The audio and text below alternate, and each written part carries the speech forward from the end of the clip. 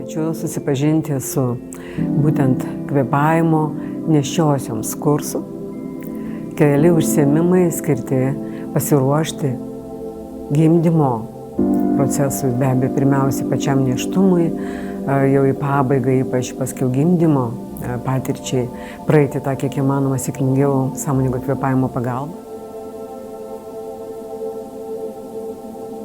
Mokymai skirti, kad galėtumėte pabūti su savimi, pabūti su kvėpavimu ir paruošti save tam išskirtiniam įvykiui, vaikučio gimimui.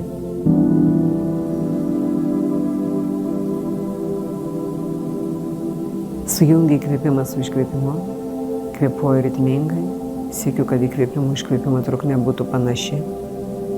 Įkvėpiu pakankamai giliai, pasitikrinu, jeigu reikia. Iškvėpiu, atsipalaiduoju.